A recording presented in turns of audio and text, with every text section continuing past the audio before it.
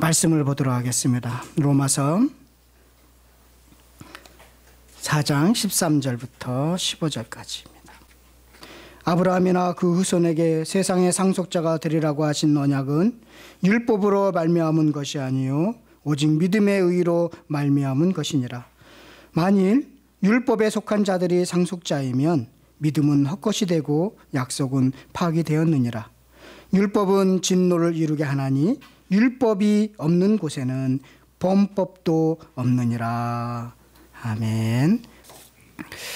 오늘 말씀의 기도 제목은요, 율법을 주신 목적이라는 제목을 가지고 함께 은혜를 받았으면 좋겠습니다. 우리는 심각한 편식을 하고 있습니다.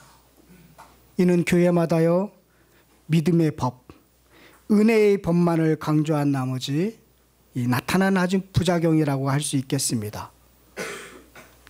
우리 교회에서도 지난주에 은혜의 법, 믿음의 법에 대해서 말씀을 들었습니다. 로마서 3장 28절의 말씀처럼 그러므로 사람이 의롭다 하심을 얻은 것은 율법의 행위에 있지 않고 믿음으로 되는 줄 우리가 인정하노라. 이 신칭의 믿음의 법에 대해서, 은혜의 법에 대해서 함께 말씀을 들었습니다. 자칫 은혜의 법에 대해서 오해하면요, 율법의 행위를, 그 행위의 법을 하찮게 여기게 되고, 더 나아가서 은혜의 법을 강조한 신약성경만을 읽으면 된다는 식으로 구약은 전혀 필요 없는 것처럼 말하게 된다는 것입니다. 오늘 본문을 보더라도 이런 오해를 하기에 충분합니다. 마치 율법은 필요 없는 것으로 여길 수도 있습니다.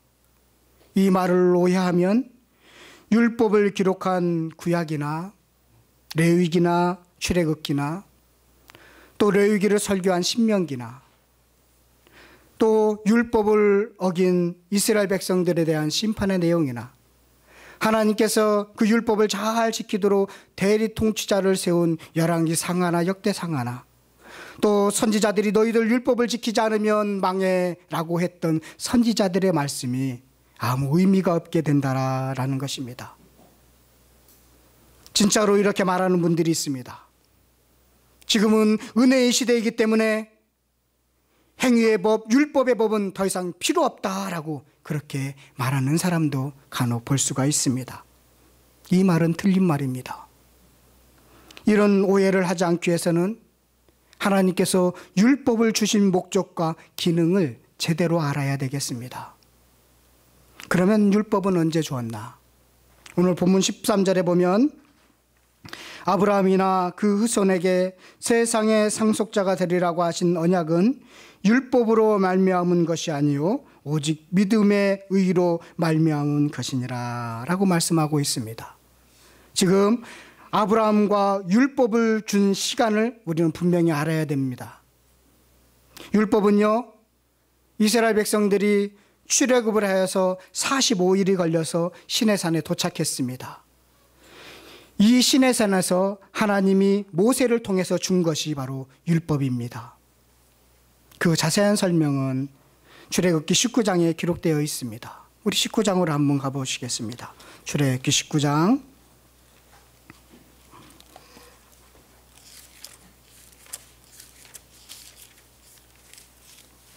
1절에서부터 6절까지를 보면요, 쭉 그 이후에 나오는데 출애굽기는 구약에 있습니다. 제가 가지고 있는 성경책 110쪽인데 제가 1절부터 6절까지만 제가 읽도록 하겠습니다. 이스라엘 자손이 애굽 땅을 떠난 지 3개월이 되던 날, 3월 1일이 되던 날, 1월 14일에 출발해서 3월 1일에 도착했다. 그날에 그들이 시내 광야에 이르렀으니, 시내산에 도착했으니 그들이 리비딤을 떠나 시내 광야에 이르러 그 광야에 장막을 치되, 텐트를 쳤다는 것입니다. 이스라엘이 거기 산 앞에 장막을 치니라. 시내산 밑에서 장막을 쳤다는 것입니다. 텐트를 쳤습니다. 모세가 하나님 앞에 올라가니, 시내산에 올라갔습니다. 여호와께서 산에서 그를 불러 말씀하시되 너는 이같이 야곱의 집에 말하고, 야곱의 집은 이스라엘 백성들을 가리킵니다. 말하고 이스라엘 자손에게 말하라. 내가 애굽 사람에게 어떻게 행하였음과 내가 어떻게 독수리 날개로 너희를 넘어 내게로 인도하였음을 너희가 보았느니라. 너희들 45일 전에 경험했지? 라는 뜻입니다. 세계가 다 내게 속하였는, 세상은 다 내 것이야. 너희가 내 말을 잘 듣고 내 언약 약속을 지키면 너희는 모든 민족 중에서 내 소유가 되겠고, 너희가 내게 대하여 제사장 나라가 되며 거룩한 백성이 되리라. 너는 이 말을 이스라엘 자손에게 전할 것이니라. 라고 하면서 이 십계명에 대해서 말씀하여 주고 있습니다. 자, 이때가 언제인가가 중요합니다. 이때는 출애굽을 해서 모세가 시내산에서 이 율법을 받았을 때는 1500에서 1600년도 BC 1500에서 1600년 정도의 시간 때라고 이야기를 하고 있습니다. 그런데 아브라함은 언제의 사람이냐면 BC 2100년의 사람입니다. 그러니까 모세가 율법을 받았을 때보다도 한 500년 전의 사람이 아브라함입니다. 그러면 아브라함은 어떻게 구원을 받았느냐?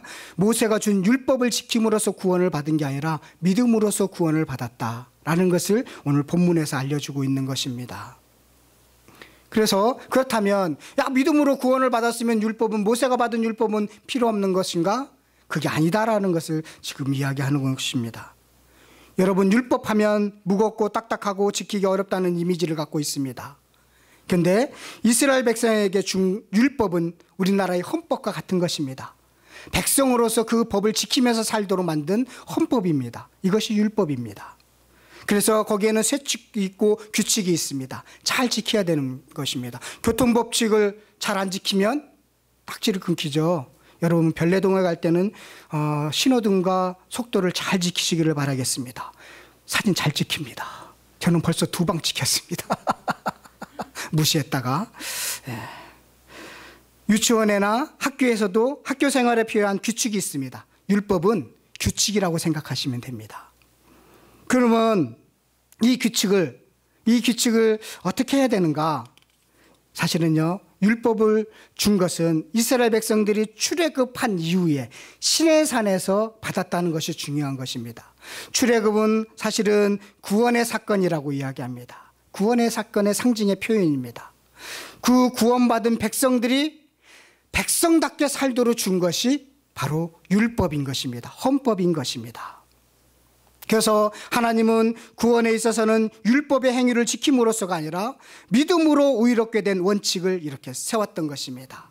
믿음으로 원칙을 세웠지만, 그렇지만 믿음으로써 구원을 받는 것은 아브라함의 시대도 세웠고 하나님 나라를 출발하면서 이스라엘 백성들에게도 세웠고 또 우리를 부르시는 데도 세웠고, 자, 모든 것을 구원받는 데 있어서는 어떤 것을 세웠느냐면 믿음으로써 구원을 받는다라는 원칙을 세워놓으셨고, 그 다음에 구원받은 사람들은 어떻게 살아야 되느냐라는 것은 율법을 통해서 그렇게 지키면서 살아가야 된다라는 것이 하나님이 정해놓으신 방법이다라는 것입니다.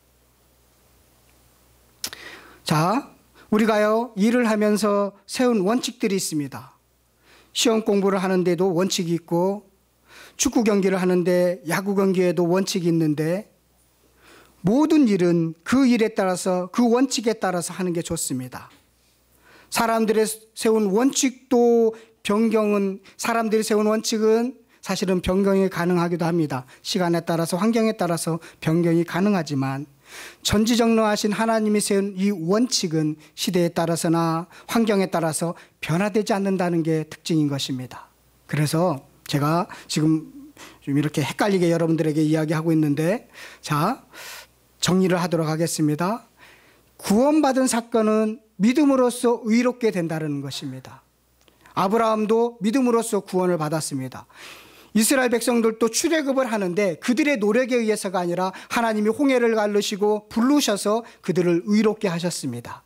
자, 우리들도 세상 가운데 있습니다. 세상 가운데 죽어 있었습니다. 그런데 우리를 살리셔서 하나님의 자녀로 삼았습니다. 이것은 하나님이 세우신 원칙입니다.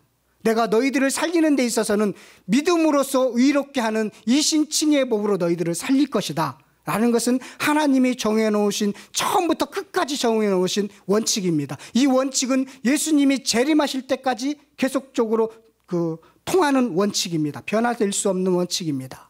그런 다음에 이스라엘 백성들이 헌법을 가지고 살았던 것처럼 믿음의 백성들은 똑같이 말씀에 따라서 살아가야 된다라는 것도 하나님이 세우신 원칙이라는 것입니다. 그런데 이 율법을 지킴으로써 너희들이 구원받으려고 자꾸만 생각하는데 그 원칙을 어기지 마라 라는 것이 말씀에서 가르쳐주고 있는, 로마서에서 가르쳐주고 있는 아주 진리 중에 진리인 것입니다. 이것을 기억하시기를 바라겠습니다. 그래서 모세의 율법을 언제 주었느냐라고 우리가 따지는 이유는 자꾸만 사람들이요, 이스라엘 백성들이 자기들은 율법을 지킴으로써 구원을 받는다라고 이야기했기 때문에, 아니야, 그러면 아브라함의 구원받은 사건은 어떻게 설명할 수 있겠니? 그는 율법이 없는데도 구원을 받았는데 라고 하면서 믿음으로 구원을 받는 거야 라는 것을 말씀해 주고 있고, 동일하게 우리들에게도 우리는 죽은 목숨인데, 우리는 아무것도 주님 앞에 나갈 수 없는 자격 없는 사람인데 우리를 살려주셨구나, 내가 노력해서 사는 것이 아니라 하나님이 우리를 불러주셔서 우리도 살게 되었구나 라는 것을 가르쳐주고 있다라는 것입니다.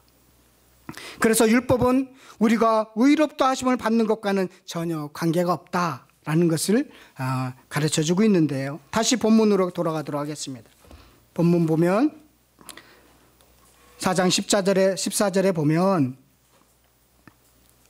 자, 지금 제가 말씀한 것을 잘 기억하면서 4장 14절을 한 목소리를 읽도록 하겠습니다. 시작.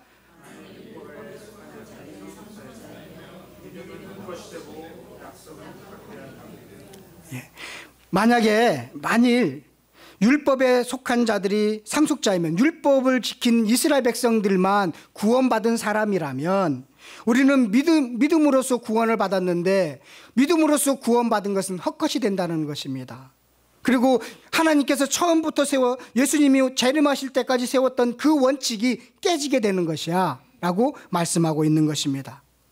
그렇게 된다면 우리는 믿음으로써 구원을 받았다고 믿고 있는 우리들은 바보가 되고 천치가 되는 것입니다. 그것이 아니다라고 지금 분명히 말씀에서 가르쳐주고 있다라는 것을 기억하시기를 바라겠습니다. 그렇다면 우리가 율법을 주신 목적이 무엇인가라는 것입니다. 율법을 주신 목적을 제대로 알아야 되겠습니다. 15절을 한번 더 보도록 하겠습니다. 율법은 진노를 이루게 하나니 율법이 없는 곳에는 범법도 없느니라. 자, 율법을 주신 기능이 분명히 밝히고 있는데요, 율법이 없으면 범죄를 짓고도 죄인 줄 모르게 된다라는 것입니다. 죄인이라고 밝혀주는 율법의 하나의 기능을 말씀하고 있는 것입니다. 그래서 율법은 구원받은 성도들에게 준 삶의 지침서이다라는 것입니다. 율법은 이스라엘 백성에게 준 헌법입니다. 그렇다면 질문이 있습니다. 우리 질문이 많은 고등학생들이나 중학생들은 이렇게 질문합니다. 그러면 우리들과 아무런 연관도 없는데 우리들은 율법을 지킬 필요가 없는가? 그렇게 질문하지 않겠습니다? 아닙니다. 왜 그런가? 그것은 출애굽의 사건을 통해서 우리에게 가르쳐주고 있습니다. 출애굽의 사건은요, 구원의 예표이고 상징이고 그림입니다. 이스라엘 백성은 하나님의 백성입니다. 그런데 이스라엘 백성들이 어디서 살았냐면 애굽에서 살았습니다. 애굽은 노예 생활이었습니다. 사단의 종노릇하는 상태에 죄에 눌려있는 생활이었다고, 그 생활이었다고 예표하고 상징하고 있는 것입니다. 마치 구원받지 못한 사람이 죄의 종노릇하는 사람들을 가리키는 것과 마찬가지입니다. 그런 상태에 있는 사람들을 불러서 출애굽을 해서 홍해를 건너서 가나안 땅에 들어가도록 하는 것이 바로 구원의 사건이기 때문에, 바로 세상으로 부름을 받은 우리들도 동일하게 하나님의 백성이 된다는 것입니다. 그래서 하나님의 백성이기 때문에 하나님의 백성에게 준 삶의 지침서를 지키는 것은 당연하다라는 것입니다. 율법은 삶의 지침서로 줬다라는 것입니다. 그래서 광야에서 사는 사람은요, 광야에서 사는 사람들은 신분이 바뀐 사람들이었습니다. 과거에 45일 전만 해도 출애굽기 19장에서 나오는 시내산에서 헌법을 받기 전 45일 전만 해도 그들은 노예의 신분이었습니다. 그런데 지금은 어느 신분이냐면 자유의 신분이 되었습니다. 자유자입니다. 자유자에게 준 것이 바로 율법이고 헌법인 것입니다. 신분이 바뀐 사람들에게 준 것입니다. 그래서 하나님의 자녀들이 율법을 지키는 것이지 하나님의 자녀가 아닌 사람들이 율법을 지키는 것은 아니라는 것입니다. 하나님의 자녀들에게 이 율법을 준 이유는 너희들이 가나안 땅에 들어가서 좀 품위 있게 멋지게 살기를 원해 라고 해서 준 것이 바로 율법인 것입니다. 여기에서 우리가 하나 더 기억할 것이 있습니다. 그러면 출애굽한 이스라엘 백성은요, 영적으로 어느 정도의 수준이었을까요? 그들은 영적으로 어린아이와 같습니다. 이제 예수 믿은 지요 45일밖에 안 되는, 하나님의 그들을 이끄시고 구원하신 사건을 경험한 이제 45일밖에 되지 않은 어린아이와 같은 그런 사람들이었습니다. 어린아이들에게는요, 해야 되는 것과 하지 말아야 되는 것을 분명하게 가르쳐 줘야 됩니다. 그렇죠? 자세히 가르쳐야 됩니다. 그래서 만약에 어린아이들에게 원리를 이야기한다면 전혀 알아듣지 못합니다. 어린아이들에게는 하나하나 지적해서 가르쳐 줘야 됩니다. 세칙을 가르쳐 줘야 됩니다. 예를 들어서 밥을 먹기 전에는 손을 씻어라, 욕하지 말아라, 때리지 말아라, 싸우지 말아라, 이렇게 상과 벌을 분명하게 말해야만이 그 어린아이와 같은 그 아이들은 잘 지킵니다. 그렇죠? 그래서 이스라엘 백성들에게 이렇게 헌법을 조목조목 준 것은 그들의 신앙 상태가 아직 어린아이 수준이라는 것입니다. 어린아이 수준에, 그러니까 여러분 잘 보십시오. 어린아이들이 지키는 것이 십계명인 것입니다.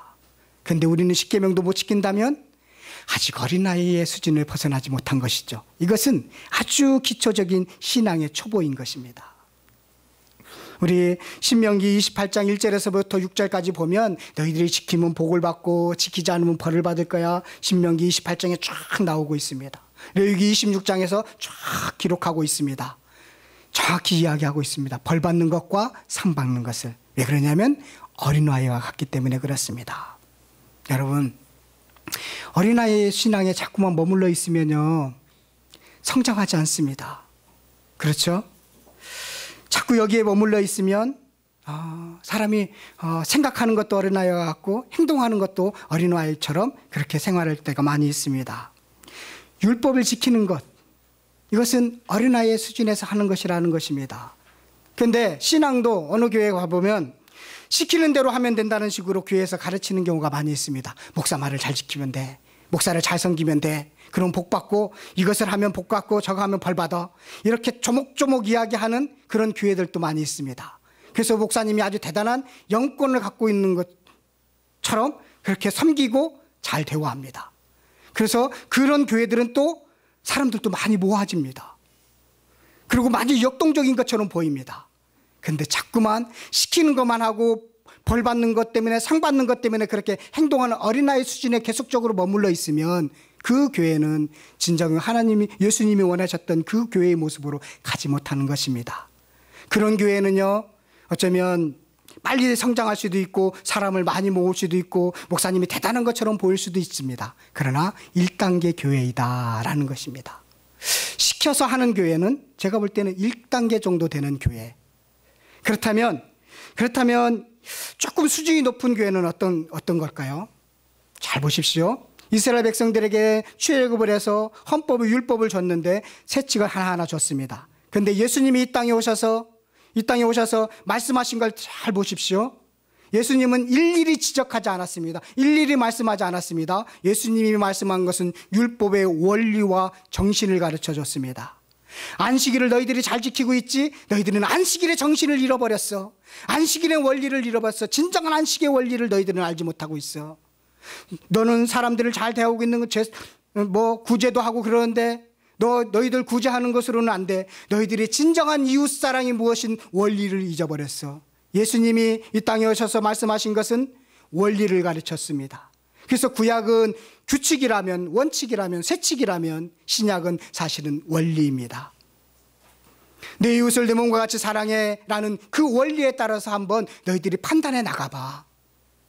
정말 하나님의 영광을 위해서 살아야 돼? 그러면 하나님의 영광을 위해서 사는 것은 너희들이 적용하는 거야. 그 원리를 잊지 말고 그 원리에 따라서 살아가는 거야.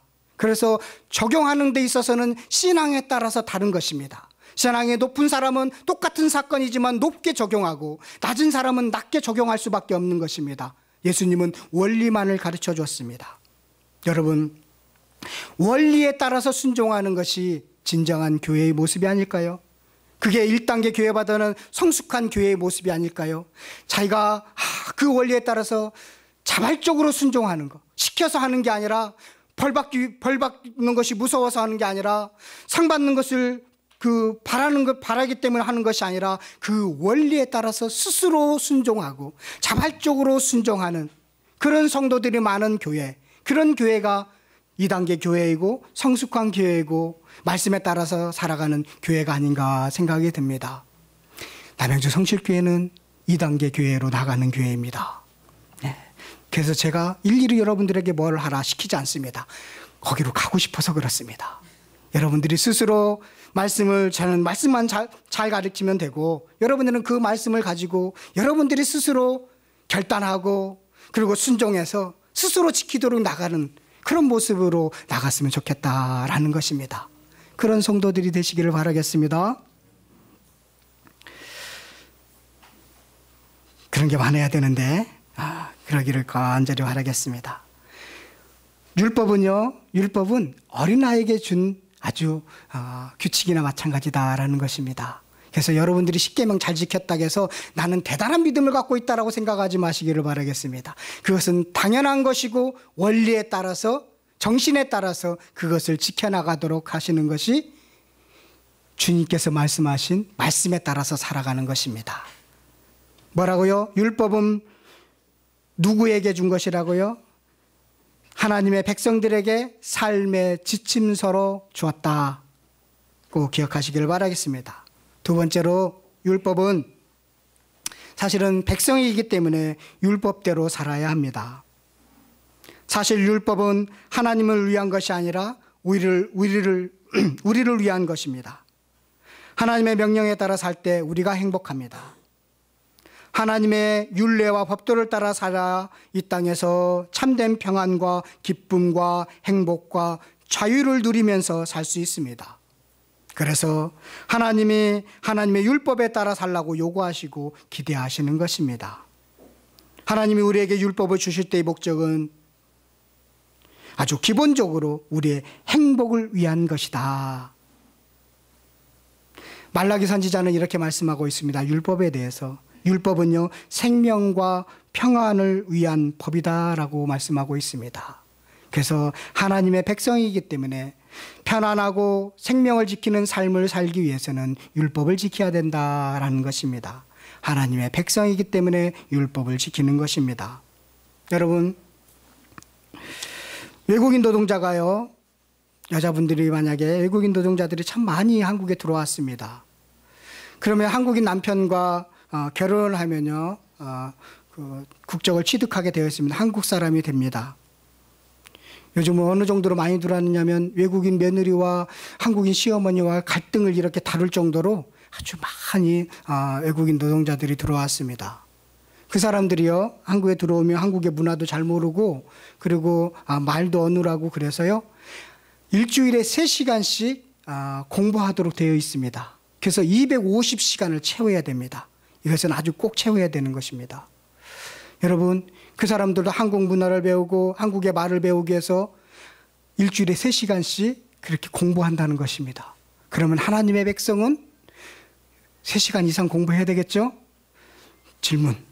이번 주 자신 있게 나는 3시간 이상 성경을 읽었습니다 라고 하시는 분 손 한번 들어보시기를 바라겠습니다. 네, 공부하시기를 바라겠습니다. 백성에 따라서 살려면 알아야 살죠. 그렇게 지킬 수 있겠죠. 배워야 됩니다. 이제 율법은 노예의 백성이 아닌 하나님의 백성으로 살아가도록 배워야 되는 것입니다.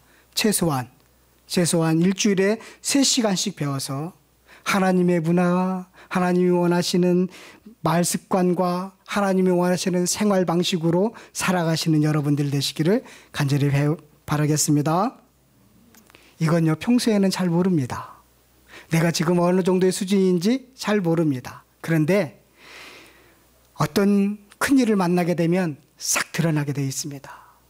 큰 일을 만나면 그 사람의 말씀에 따라서 살아가는 수준이 싹 드러납니다. 그 사람이 평소에는 믿음 좋은 것처럼 막 교회도 다니고 봉사도 많이 했는데 어떤 사건을 딱 만났는데 하나님의 원칙이 아닌 자꾸만 세상의 방법으로 그것을 해결하고 있다면 그 사람은 아직도 세상 사람인 것입니다. 그런데 그 일을 만났을 때 자꾸만 하나님의 방법대로 바르게 정직하게 어떻게 해서라도 하나님의 뜻이 무엇인지를 알려고 그 일을 해결해 나가는 사람은 그 수준의 신앙인 것입니다. 일을 만나야만이 그 사람의 신앙을 알 수 있는 것입니다. 질병을 만나고 사건을 만나야만이 그 사람의 신앙 수준이 드러나는 것입니다. 여러분들은 어느 정도의 수준입니까? 어떤 일을 만나면 사람을 쫓아갑니까? 하나님 앞에 나와서 엎드리십니까? 여러분들의 수준을 점검해 보시기를 바라겠습니다. 하나님의 백성이기 때문에 율법대로 살아가는 것입니다. 오늘은 공부를 좀 더 하겠습니다. 율법은요, 세 분야가 있습니다. 도덕법이 있습니다. 이 도덕법은 십계명입니다. 그리고 의식법이 있습니다. 이것은 제사법입니다. 범죄, 소죄, 속건죄, 속죄죄, 화목죄 같은 하나님을 섬기는 그런 제사가 있습니다. 그리고 사회법이 있습니다. 사회생활을 어떻게 잘해야 되는지, 상하의 관계 속에서는 어떻게 잘해야 되는지, 이웃과는 어떤 관계를 맺어야 되는 사회법이 들어 있습니다. 이게 율법입니다. 그렇다면 예수님께서 마태복음 5장 17절에 이렇게 말씀하셨죠. 내가 율법이나 선지자를 폐하러 온 줄을 생각하지 말라. 폐하러 온 것이 아니요 완전하게 하려 함이라 라고 말씀하고 하셨죠.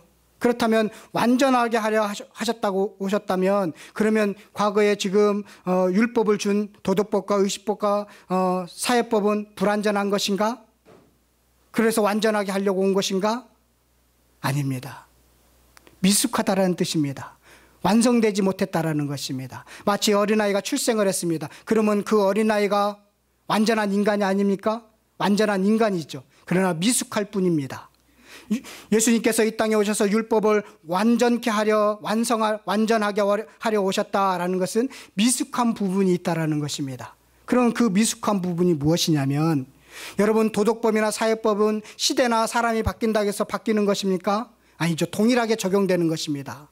아브라함 시대에도 적용되고 모세의 시대에도 적용되고 과거에도 적용되는 것입니다. 사람과의 관계는 똑같은 것입니다. 도덕법을 지키는 것, 십계명을 지키는 것은 똑같은 것입니다. 그러면 아직도 미숙한 부분이 있는데 그건 제사법인 것입니다.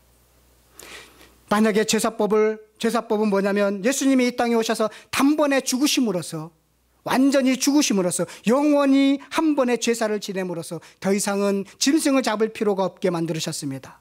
과거에는 죄를 지으면요 그 짐승을 가져와서 그 짐승에게 이렇게 얹어서 기도합니다. 내 죄가 이 짐승에게 다 갑니다. 그래서 이 죄를 갖고 있는 짐승이 죽는 것입니다. 원래는 내가 죽어야 되는데 이 짐승이 대신 죽는 것입니다. 짐승의 입장에서는 억울하겠죠. 그렇죠. 자기는 죄가 없는데 자기가 죽어야 되니까. 근데 이 사람 입장에서는 그 대신해서 내가 죽어야 되는 것들을 이 짐승이 죽는다라고 해서 제사를 지내는 것입니다. 그런데 예수님께서 모든 죄를 대속하셔서 한꺼번에 단번에 십자가에서 죽으셨습니다. 그래서 더 이상 이제는 교회 안에서 짐승을 잡을 필요가 없는 것입니다.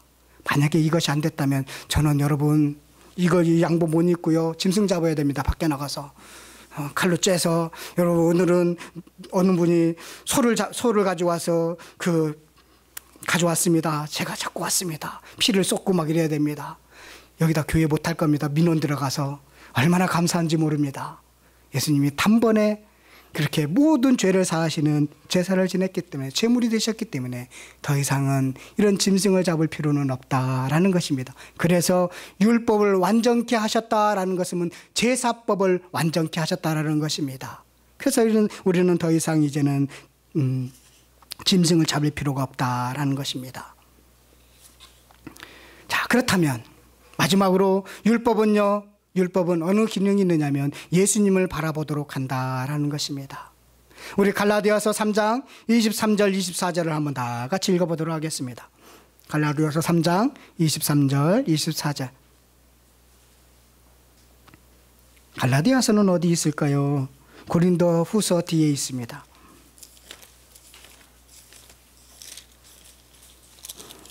에베소서 앞에 있습니다. 그럼 에베소서는 어디 있을까요?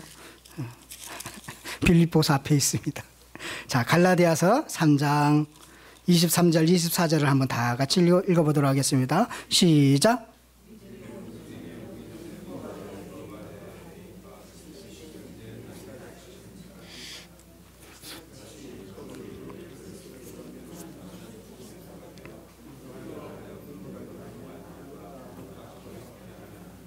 예, 율법이요. 24절에 율법이 우리를 그리스도께로 인도하는 초동 교사가 되었다라는 것, 선생님이 된다는 것입니다.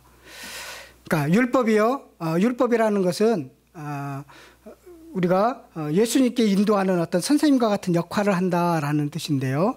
어떻게 그러면 그 율법이 예수님께로 인도하느냐? 인도하는 방법이 아주 독특합니다. 율법이라는 것이 예수님을 바라보도록 하는 거예요, 우리들에게. 그런데 그 인도하는 방법이 아주 독특한데요. 1단계는 좌절시킵니다. 율법이라는 것이 1단계는 좌절시킵니다. 능력의 한계를 깨닫게 합니다. 너 봐라. 너는 율법을 지킬 수 없는 사람이야. 너 아이고 못 지켰지? 그래서 낙담하게 만듭니다. 더 이상 내 힘으로는 안 돼 라는 것을 가르쳐 줍니다. 율법이라는 것이. 여러분 율법을 한번 딱 비춰보면요, 여러분들은 지금 다 좌절할 수밖에 없습니다. 아이고 내 수준이 이 정도밖에 안 되는구나. 아이고 내가 그래도 믿음이 있다고 생각했는데 이것도 못 이기는구나 라고 할 수밖에 없습니다. 누구든지 다 좌절합니다. 아무리 그 루터라는 그 성직자도요, 얼마나 그것을 율법을 지키기 원했느냐면, 그렇지만 그는 좌절할 뿐이었습니다. 낙담할 뿐이었습니다. 다 율법이라는 것은 좌절시키고 낙담시킵니다. 너의 실력으로는, 너의 능력으로는 안 돼 라는 것이 첫 번째 단계입니다. 두 번째 단계는요, 좌절해서 어떤 걸 바라보게 하느냐면 예수님을 바라보도록 합니다. 내 힘으로 안 되니까 주님을 바라봐야 돼. 예수님을 바라봐야 돼. 이것이 바로 율법이 예수님을 바라보도록 하는 아주 독특한 인도 방법입니다. 그리고 한 가지 더, 하나님께서 우리에게 말씀을 지키도록, 율법 말씀을 지키도록 보내주신 하나의 독특한 방식이 있습니다. 그것은 성령님을 보내주셨다는 것입니다. 성령님을 우리에게 보내주셨습니다. 그래서 성령님이 우리 안에 계셔서 내가 법을 지키지 못하게 될 때, 내가 좌절하게 될 때, 이렇게 율법이라는 것이요, 율법이라는 것을 좌절시키고 예수님을 바라봤습니다. 그래서 조금 하는 것 같습니다. 그런데 또 좌절이 됩니다. 그때 누가 도와주시느냐면 성령님께서 도와주신다라는 것입니다. 우리 성경을 몇 군데 찾아보도록 하겠습니다. 꼭 중요한 성경인데 찾아보세요. 요한복음 14장 16절입니다.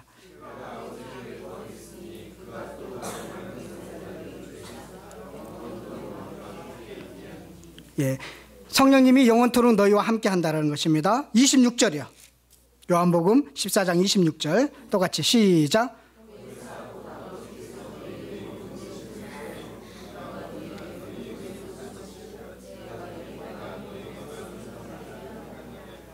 예, 성령님께서 가르쳐 주시고 생각나게 해주신다는 겁니다. 우리 안에 계셔서. 또 15장 26절 15장 26절 시작.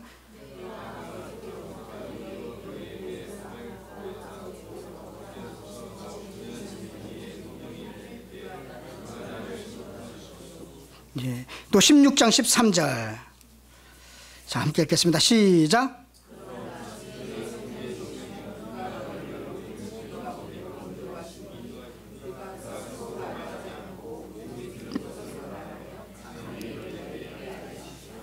예, 그렇다면 성령님이 우리 안에 계십니다. 자, 성령님이 우리 안에 계셔서 우리가 이렇게 쓰러질 때 성령님께서 가르쳐 주시고 생각나게 하시는데, 그러면 우리는 어떻게 행동을 취해야 하느냐가 중요하죠. 우리 안에 성령님이 계시는데 우리는 그러면 성령님께 어떤 행동을 취해야 되느냐? 그럴 때 어떻게 할 때 성령님께서 우리에게 가르쳐 주느냐라는 것입니다. 성령님께 온전히 맡기고 의지할 때 가르쳐 준다는 것입니다.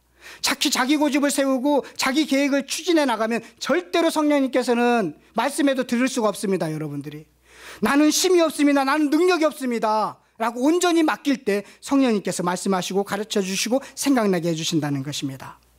그런 다음에 성령님께서 또다시 어떻게 하느냐면 거룩한 예수님의 마음을 가르쳐 주도록 한다는 것입니다. 성령님도 누굴 보도록 하느냐면 예수님을 보도록 하고 있다는 것입니다. 그래서 예수님을 따라가도록 만들고 있다는 것입니다. 자, 여러분, 우리들에게는 율법을 주었습니다. 율법을 지키는 것, 그것은 어린아이와 같은 사람들이 지키는 당연한 것입니다.